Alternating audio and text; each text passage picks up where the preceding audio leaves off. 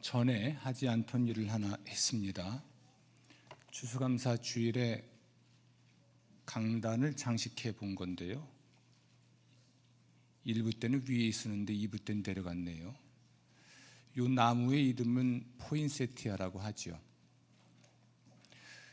뜻을 찾아봤더니 감사, 축복, 행복이라는 뜻을 갖고 있다고 합니다.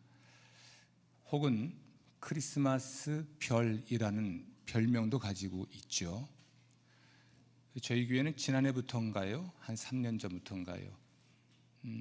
추수감사 주일 전후부터 주현절까지 포인세티아로 교회당을 장식하곤 했습니다.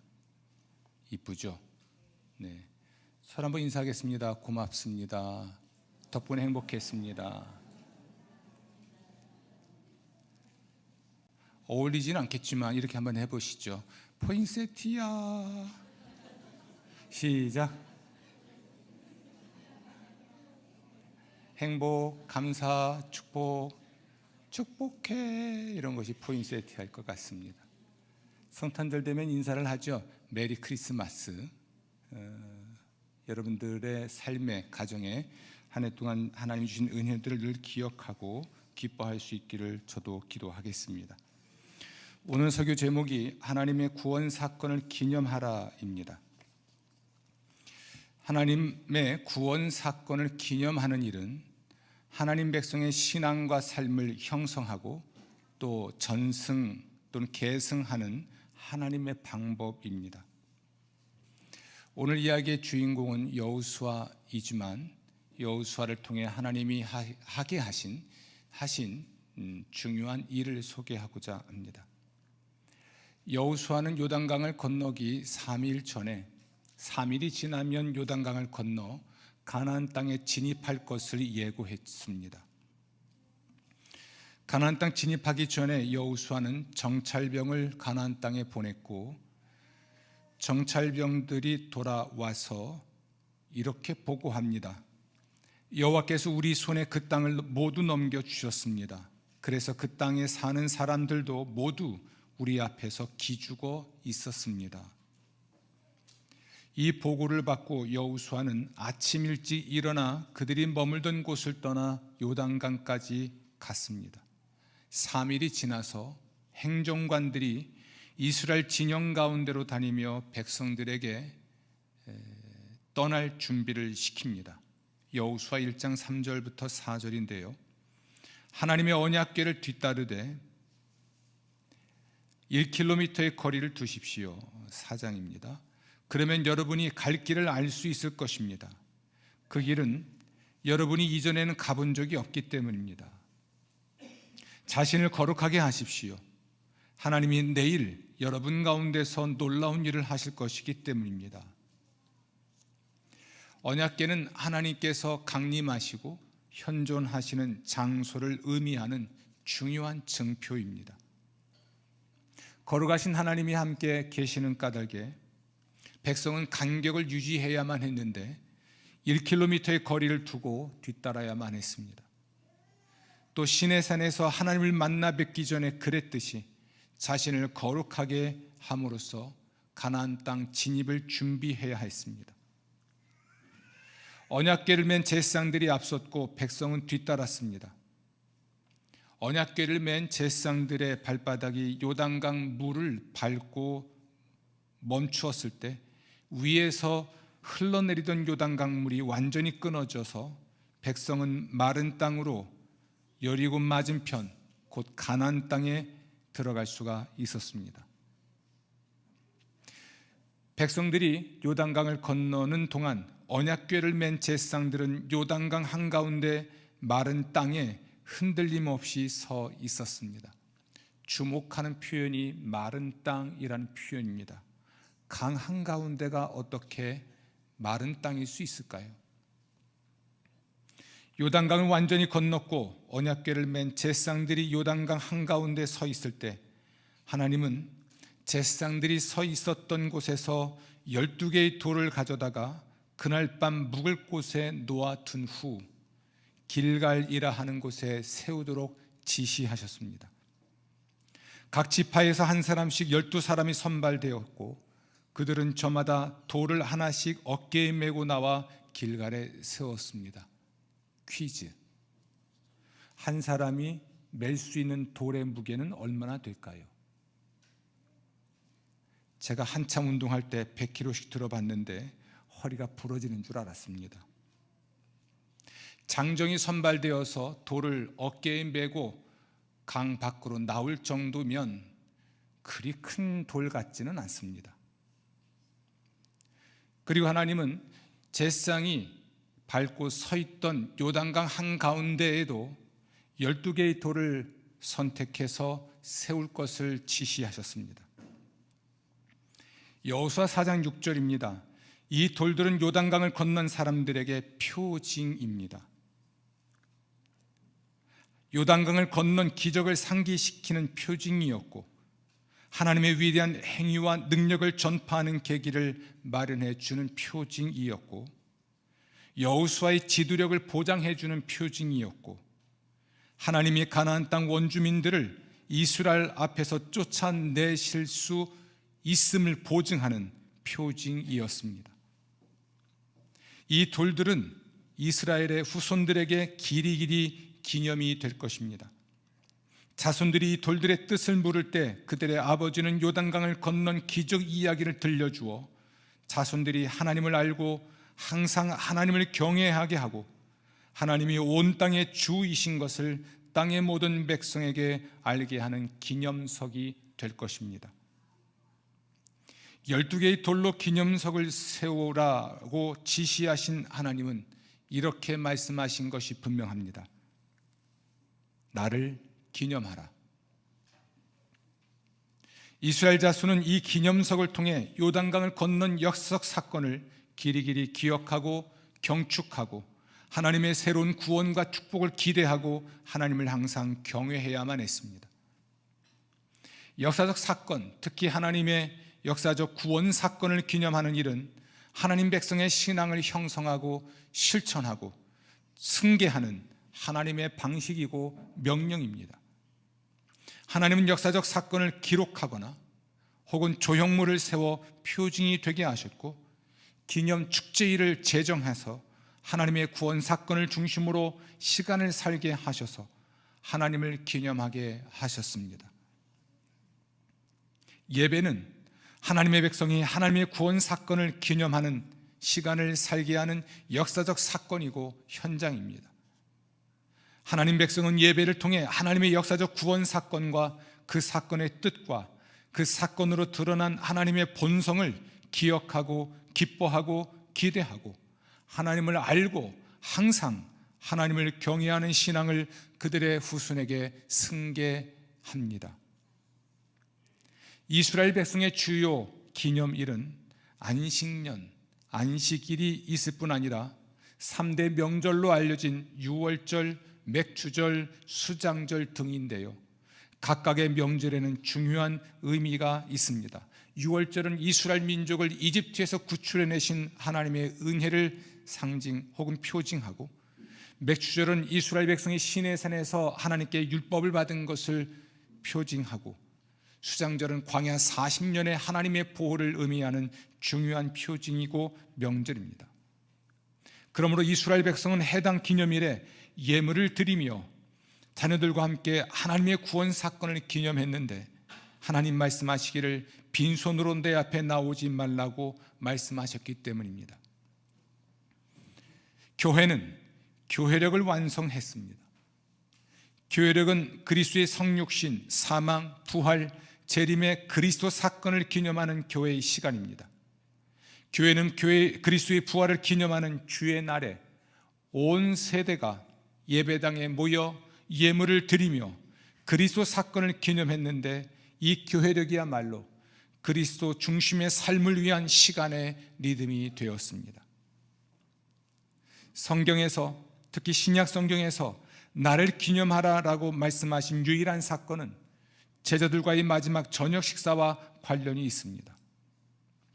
예수님은 잡히시던 날 밤에 떡을 가지셔서 축사하시고 떼어 제자들에게 주시며 말씀하셨습니다. 이것은 너희를 위하는 내 몸이니 이것을 행하여 나를 기념하라. 아멘. 식사 후에 잔을 가지셔서 감사 기도하신 후 제자들에게 주시며 말씀하셨습니다. 이 잔은 내 피로 세운 새 언약이니 이것을 행하여 마실 때마다 나를 기념하라. 아멘. 교회는 모일 때마다 성찬 예전을 통해 그리스도를 기념했습니다. 성찬에 참여하는 것은 너무나 중요한 영적 의미가 있는 행동입니다. 성찬의 유익이 무엇일까요?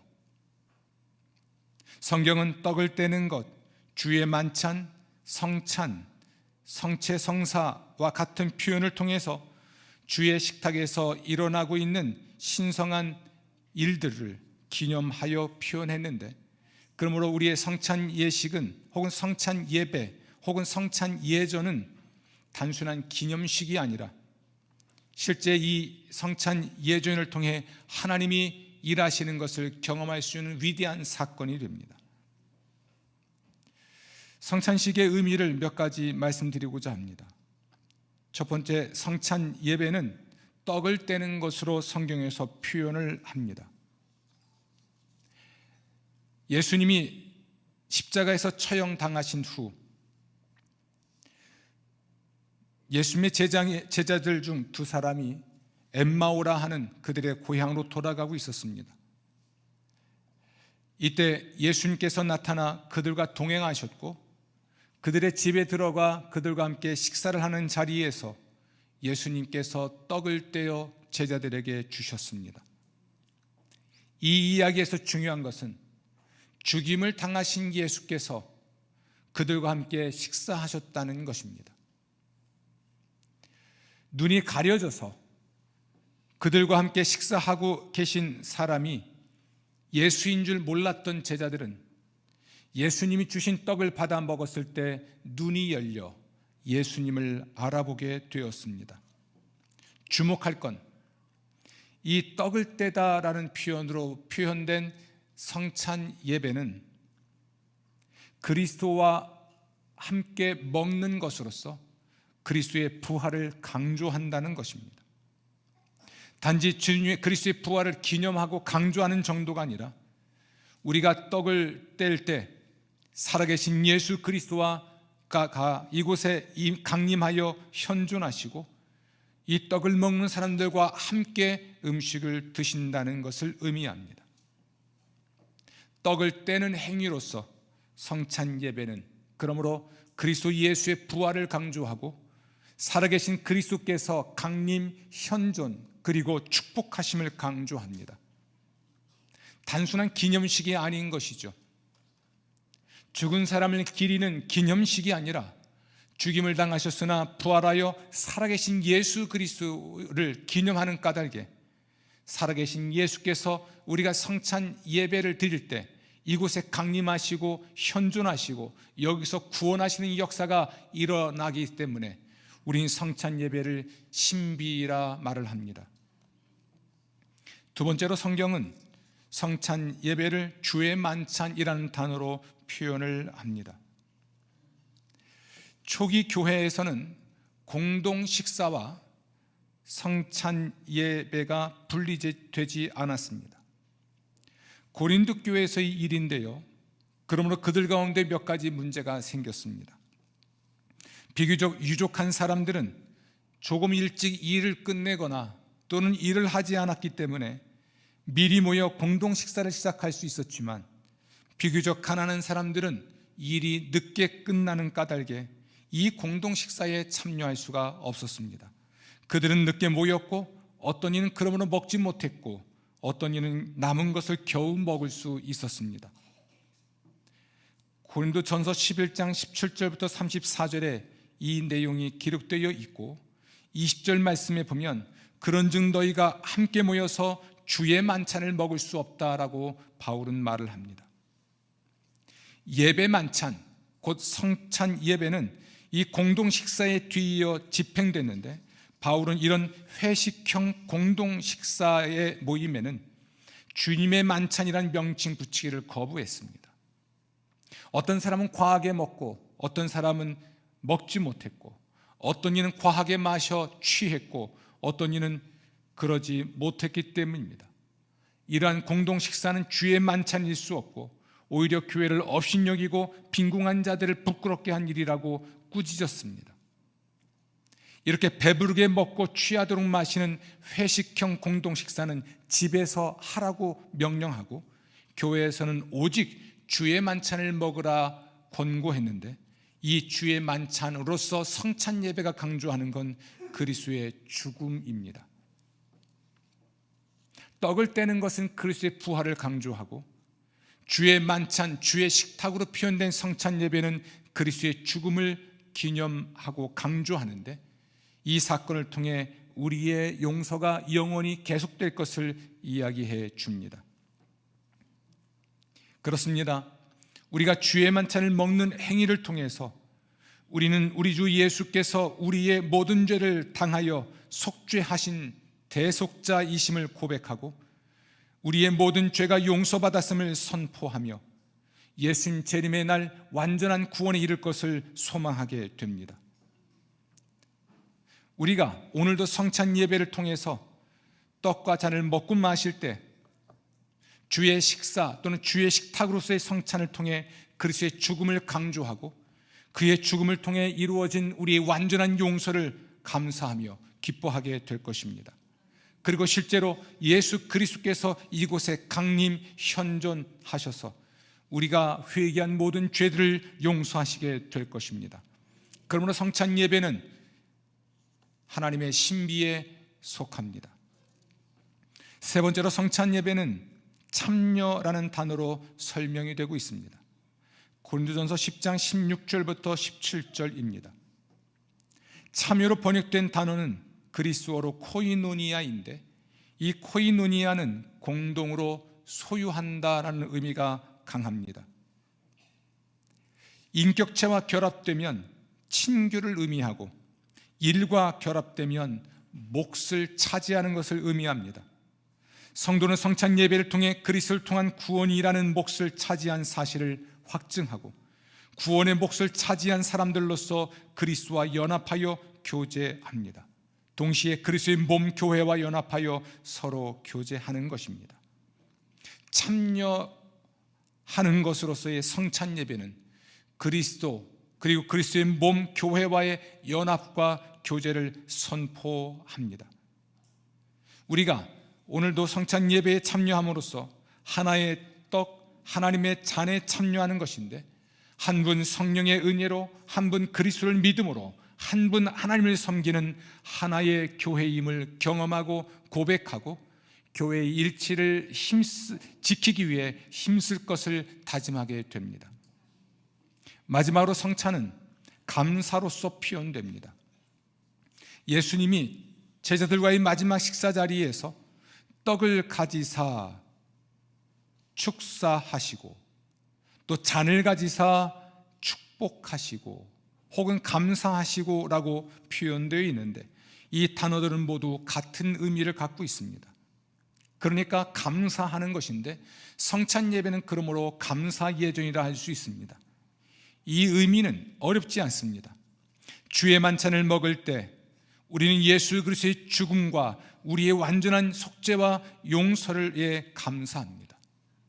떡을 뗄 때 우리는 그리스도의 부활을 경축하고, 부활하신 그리스도의 강림과 현존과 구원을 감사합니다. 떡과 잔에 참여할 때 우리는 그리스도와의 연합과 친교, 동시에 그리스도의 몸 교회와의 연합과 친교를 감사합니다. 사랑하는 성도 여러분, 우리의 속죄와 구원과 연합과 친교는 현재, 항상, 그리고 미래, 영원히 계속됩니다. 현재 우리는 그리스도의 부활을 경축하는 주의 날에 예배당에 함께 모여 예배를 통해 그리스도의 구원을 위한 그리스도 사건을 기념합니다. 그리스도의 성육신, 사망, 부활, 승천, 통치, 재림을 기억하고 감사하고 기대합니다. 오늘 이야기를 마무리하려고 합니다. 하나님은 우리가 하나님의 구원 사건을 기념하길 바라십니다. 우리가 하나님을 알고 항상 경외하길 바라시기 때문에 그렇습니다. 하나님은 우리가 하나님의 구원 사건을 기념할 수 있는 표징을 만들라고 명령하십니다. 성경은 하나님의 구원 사건을 위한 표징으로서 무엇인가를 기록하거나 혹은 구조물을 세우는 방식으로 표징을 만들고 그 표징을 설명하거나 표징을 보여주면서 하나님의 구원을 또 하나님에 대한 신앙을 자손 대대로 전승시켰습니다. 오늘날 우리는 우리가 받은 하나님의 구원의 은혜를 위해 표징을 세울 수 있는데, 어떤 이는 그것을 기록하여 후손에게 남길 수도 있을 것이고, 어떤 이는 교회당을 세우거나 짓거나 교회 예배와 사역에 필요한 물품을 기증하거나 하는 방식으로 기념비가 될 만한 상징물을 만들어 자손 대대로 이어지게 합니다. 참 재미있죠. 지난 화요일 날 아픔을 이끌고 양재 꽃시장 가서 포인세티아를 사왔습니다. 그리고 어제 예배당에 갖다 놨는데 예배당 들어오면서 제일 먼저 궁금한 게 뭐였을까요? 비록 내 돈 주고 산 건 아니지만 어렵게 사다 놓은 화분을 제일 먼저 찾았습니다. 내가 해놓은 것에 눈이 가고 그것을 볼 때마다 내가 받은 은혜를 감사하고 기억할 수 있으며 후손들에게 전해질 수 있다는 이야기입니다. 권면합니다. 여러분, 개인적인 하나님의 구원 사건을 기념하십시오. 예물을 드리며 하나님을 예배하십시오. 주의 날을 구별하여 지키십시오. 성찬 예전, 도유 예전의 신비를 믿고 능동적으로 참여하십시오. 교회력이 삶의 리듬이 되게 하십시오. 오늘 이후 다음 주는 그리스도 왕 대신 그리스도 또는 그리스도 왕의 주일인데, 이제 곧 시작되는 대림절, 그리고 성탄절, 주연절, 사순절, 부활절, 성령 강림절, 추수절로 이어지는 시간의 리듬에 맞춰 여러분의 삶을 살아가십시오. 여러분이 그리스도 중심의 시간을 삶으로 그리스도 중심의 인생을 살게 될 것입니다. 오늘 2025년 추수감사 주일에 여러분이 기념해야 할 하나님의 구원 사건은 무엇입니까? 하나님의 구원을 기념하기 위해 여러분이 세운 표징은 무엇입니까? 여러분의 자손이 그 뜻을 질문할 여러분의 기념비, 기념석은 무엇입니까? 크고 작은 하나님의 구원 사건을 기억하고 경축하는 새로운 하나님의 구원을 기대하는 하나님의 사람들 되시기를 주의 이름으로 축원합니다. 오늘 2025년 추수감사 주일에 예물을 드리며 우리를 구원하신 하나님의 은혜를 경축하십시오. 그리고 새로운 하나님의 구원을 기대하며 간구하십시오. 그리스도를 기념하고 기념하게 하라. 아멘.